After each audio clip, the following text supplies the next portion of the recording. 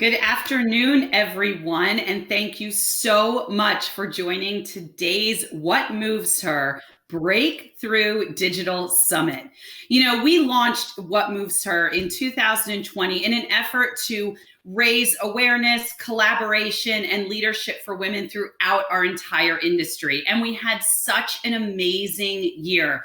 We hosted 8 events, 7 virtual as we pivoted to the pandemic. And I loved that in a way because it allowed us to reach just a significantly larger audience than we potentially would have had we traveled around the country. We had such amazing guests last year, from outstanding agents, managers, Olympic athletes, Delia Posse, founder of the Women's Choice Award. It was really an amazing year, so much inspiration, and we were so excited to reach thousands of women. And we've grown this initiative in truly a fierce community within the industry, so supporting each other, supporting leadership, and supporting our growth. And the future of What Moves Her continues to be very bright. So I'm so excited to be kicking off the year with all of you. This initiative is going to continue to grow both nationally and internationally and evolve. And I'm so excited to welcome with me today the Chief Operating Officer of Coldwell Banker, Liz Gehringer, who is going to continue to lead this effort of What Moves Her for Coldwell Banker. Welcome, Liz. Thank you so much, Sue. How awesome to be with you today and everybody else. What a great event we have to look forward to.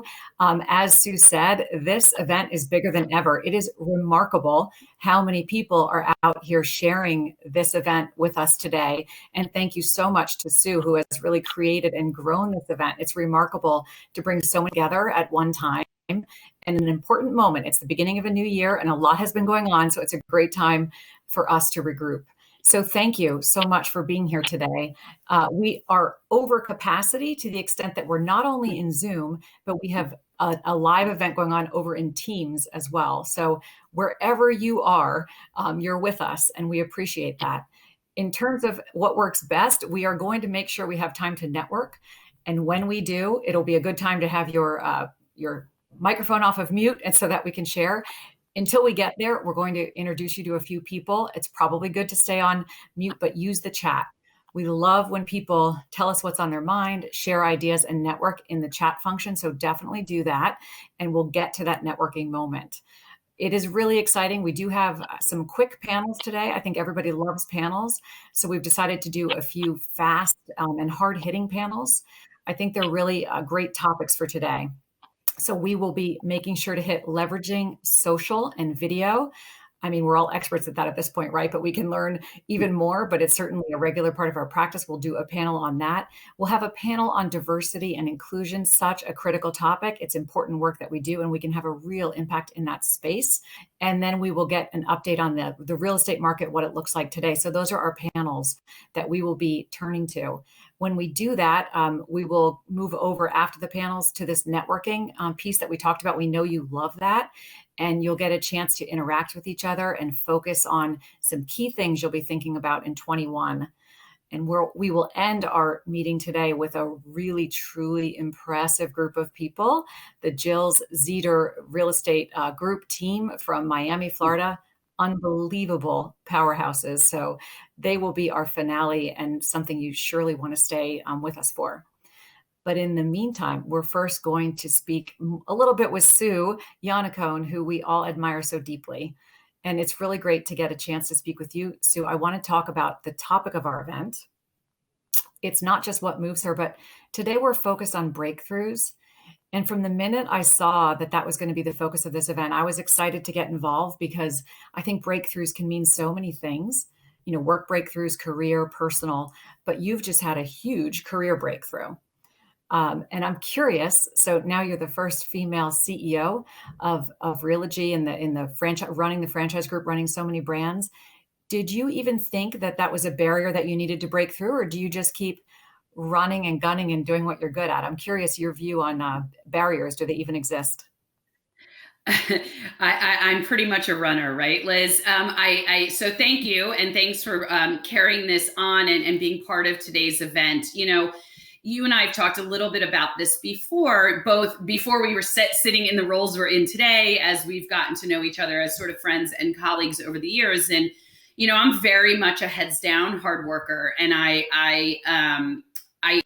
you and I have talked about the reality of what my view on breakthrough is, or breaking a glass ceiling. And first of all, it was very much later in my career that I even realized there was a discussion that needed to evolve around a ceiling, right? And that's part of the impetus, a significant impetus for this series and this event. And it's because, I very much was sort of this hard charging on an island, do my job, do my head down. And at some point I looked around and said, wow, there aren't a lot of women sitting around me. And I started getting and feeling and really understanding more deeply the need to use the platform and the opportunity to raise up the discussion and see what opportunities are there. And so I think, there's certainly, it's a huge opportunity that, I'm honored to have, and blessed to be sitting in because of the hard work that I've done, and it's not something that's come easy, and it's been a lot of work to get to this spot. There's been a lot of women that have accomplished a lot before me, and I'm sure there'll be a lot that accomplish a lot after me, but I'm happy to have the dialogue, and it's been somewhat, it continues to be eye-opening for me every time somebody reaches out and wants to have the conversation. Yeah, no, I can absolutely relate to that. You do have a leading voice, and I think you realize the importance of it and the importance of it for other people. And I would say you definitely had an influence. You talked about our relationship, but you saw and helped me with a barrier. So when we had lunch, I don't know, 2 years ago now, and I talked to you about my love of business. I was in a legal role at the time, and about my desire to get back in the business where I started my career. And we just talked with such enthusiasm about what we thought we could do for our affiliates and our agents inside of the networks. And you said, there's so much in you, the passion is in you, we have to get that legal hat off of you. Like, we've got to help you take that legal hat off and rock and roll. And so that's a barrier, right? I mean, in a sense, like, you helped me see through a barrier. So sometimes a skill set can seem like a barrier, and you really encouraged me to just bust through that. So I thank you. Is that a part of your typical approach? I mean, do you find yourself in those conversations where you're identifying barriers for other people and helping them through? Yeah, it's a great framing list for how I view things and approach things, because I do think many barriers are, I won't say self-imposed, but I think we create our own view of ourselves, our own vision, or sort of, limitation. We put ourselves in our own, oh, this is what I'm doing, and I'm going to continue down this path. And it's great. And when you talk to somebody and you're open and willing to sort of have an honest dialogue about what you enjoy, what you're good at, what you think you could do, and be really honest about that, not in a boastful way, but sort of like, hey, I am really good at this, and this is lacking. And that's a breakthrough. That's an opportunity to say, hey, wait a minute. I've realized something about myself. And so I do one of, stylistically, as a leader, as a colleague and a friend, I really just like to talk to people. What do you want to do? What do you want to accomplish? And then I really help people, I think, identify the path to get there. I love to make the connections. Wow, you're interested in that. You should really go and talk to so-and-so, or have you thought about this angle of the business, or how, kind of connecting those dots and letting people break through in their own mind to see that they may be able to leverage their skills in a different way. And you're working with absolute powerhouses now, as you have responsibility to pull together strategy across brands. I've heard you say you lead from behind. Can you talk about that a little bit? I thought that was a really interesting, humble way to view leadership. Yeah, I think leadership for me and for everyone, my view of it is not to stand out in front, but rather to stand behind the teams and the people that you surround yourself with, to ensure they have the support, the resources and the guidance to execute on their strategy, execute on your strategy. You've been with me. We've done some collaborative work. I don't believe the role of a leader is to define or dictate. It's to gather people together that can execute on a vision and a strategy in an efficient and effective way, successfully, have some fun while they're doing it. And nobody can do everything themselves. And so, I believe I was given the opportunity, and I learned under those who pushed me from behind. They gave me the runway. They pushed me forward, often before I felt I was ready. But if I made a mistake, they caught me, right? And that's part of leading from behind. It's about saying, I've got you, I've got your back, I trust you, and together we're going to get there. And I think that's an important component of leadership today, and a really important one to drive significant results. And you're very humble. I think you're very, very good at what you do. It's obvious to so many people, but you're very humble about that. And you and we were talking over the weekend about how, while we have roles in this company that have significance, that it's really the business people, the agents, who are driving our business. And you talked a lot about that, and how the role of an agent is sort of barrier breaking. I mean, there is massive success that can come through real estate careers in many forms, not just inside of companies like we are, but you talked about how there is barrier breaking in the actual business. Being an agent, you can be highly successful. And I thought that was such a great way to think about career. I mean, there is incredible career opportunity in this business. This business is limitless. And, I think one of the things that you and I were talking about is, I get sort of taken aback with this, oh, you're in a powerful position, you're in, sure, fine. But man, when I think about the agents that I've met, some of those that'll be on this meeting, and what they're able to accomplish through, the tools that you and I facilitate providing to them, through the support and the network and the resources. But that is an incredible, just astounding to me. And I started my career in sales on the commercial side, and it's a tough gig, man. And, I am so in awe of the people that truly move this business every day out on the street, that are waking up every morning and starting, kind of, all right, what am I going to do today? I kind of sit here and I set strategy and direction. And I think one of the values that I bring to this role is that I do value the agent and the broker owner, that entrepreneur, so much. And I really understand, especially being 3 years on the brokerage side, or 3.5 recently, the importance of serving, and satisfying the needs of those, to make their jobs easier, and to really make it as efficient as possible, and get what they need out of the partnership with us. Because, look, people say, oh, you've broken a ceiling, or you have this title, and that's awesome, and I'm humbled by it. But man, we have women, and men, but certainly women, that are just dominating this industry. And look, you and I said they answer themselves a fair amount. Like, these are entrepreneurs, right? There's joy in that, and it astounds me. I'm so in awe of it. I totally agree. I mean, I just love the way that this career, or the possibility of careers, can flex to people's personal needs, lifestyle needs, interests, passions. I mean, it's an incredible industry to me. You must find yourself being a student again a little bit. You have incredible depth of expertise in franchise and brokerage, so many things, but you're in a new role. And I would imagine you're now a student of new things, like we're a publicly traded company. There'll be more boardroom work, or other lines of business, that kind of thing. What is it like how do you approach being a student again?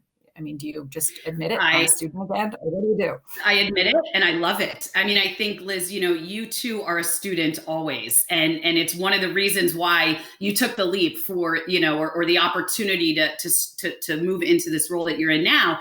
I think you always have to learn, and you never stop learning and growing. And I get sort of restless. I'm an agent of change. I love driving change and transformation, and where can we go from here, and challenging ourselves and myself, and that's learning, and that's an opportunity. And so, yeah, absolutely. I think there's also, look, I've spent 20 something years in this business and worked with multiple brands, but I'm now also working with again, some of the most iconic leaders in this industry. I have a tremendous amount to learn from them about their businesses, about their brands and their companies, and sitting in the board meetings or on the EC, like that to me is just, it's like fueling. And so I never want to stop that. I want to continue to challenge. And one of my favorite phrases, or say, it's a quote, is celebrate all you've accomplished, but raise the bar at each and every time. It's a Mia Hamm quote. I probably just totally ruined it, but it's somewhere in there.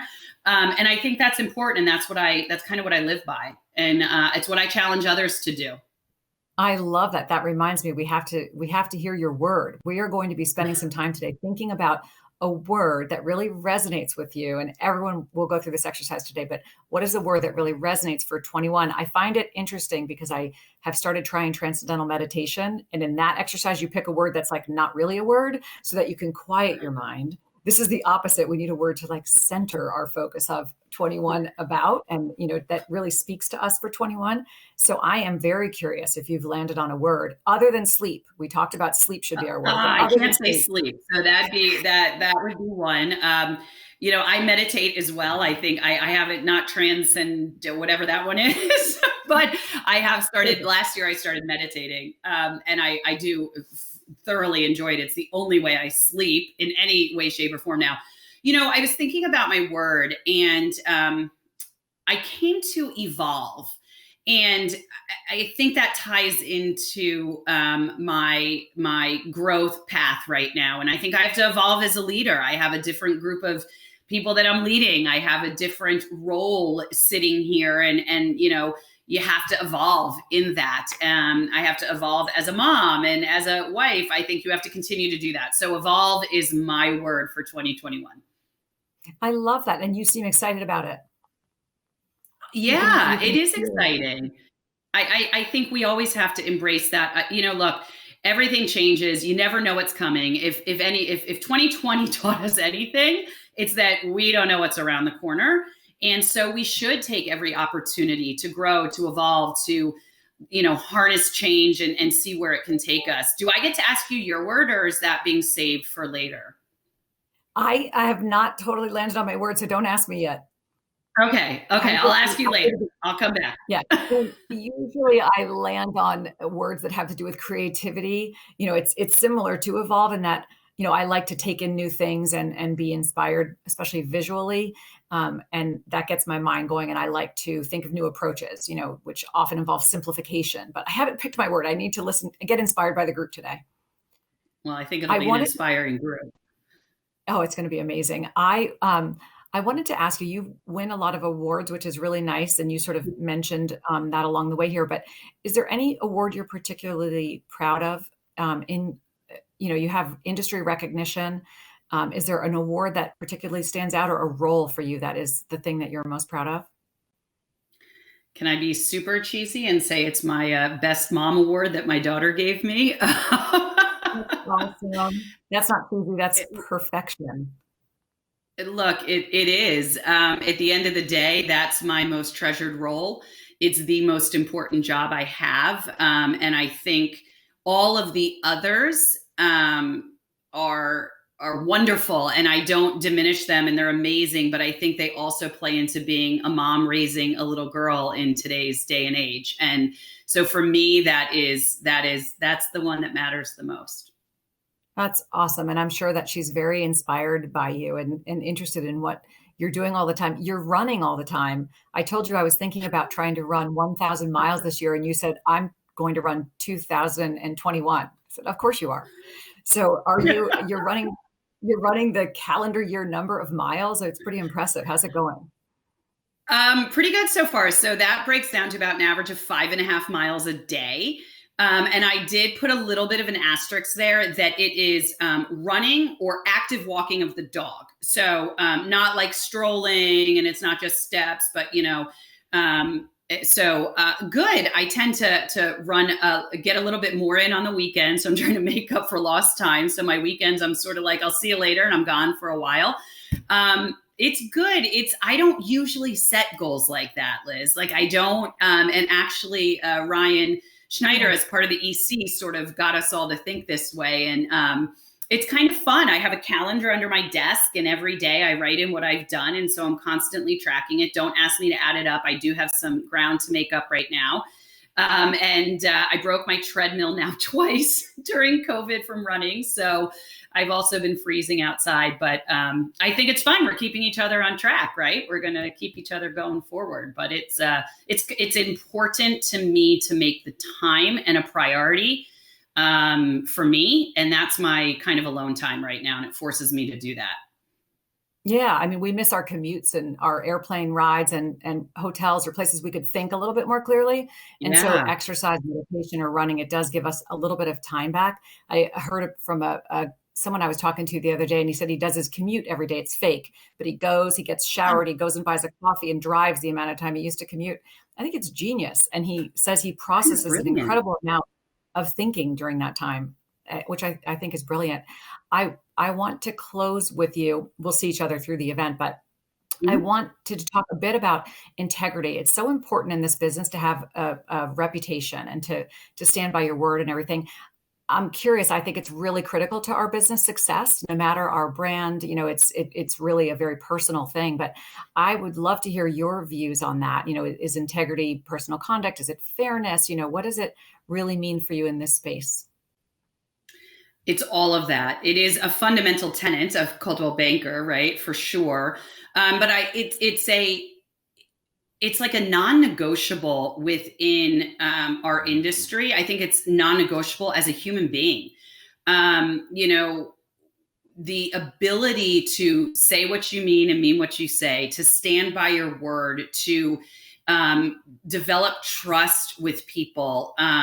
You know, as an agent, you know, you have to lead with integrity. You have to have, otherwise, what's your business worth? And it will catch up to you. And I think that's the important thing. Life is a whole lot easier when you're honest, you're straightforward, you know, and it just makes it an easier path to run. And we are responsible as agents for our customers, as broker owners for our brokerages, you know, as entrepreneur owners, as business owners, and as leaders of businesses. We have an obligation to deliver and stand by a strong moral compass, to do what is right, and to lead with integrity. And, you know, when you do that, I think it's a lot easier. I know it is, to look yourself in the mirror, to look your customers in the mirror, to look your family not in the mirror. You're not looking at your customers in the mirror, but you know what I mean, to look everybody in the eye. And I think it's just, you know, look, it's hard enough to sleep. That makes it a lot easier to sleep at night, doing things the right way. Absolutely. I totally agree. Thank you so much. Words of wisdom, the fundamentals, and the most important stuff right there. So thank you. And I look forward to catching you again later as we go through the day. And we are in for some exciting next steps here. We're going to move into our panels. Our first one will be led by Lindsay Listansky. She is fun and a powerhouse and knows her stuff. She is the Vice President for National Public Relations and Communications of Coldwell Banker. And she's got a guest who she'll tell you all about as we venture into a section on social media and use of video. Lindsay,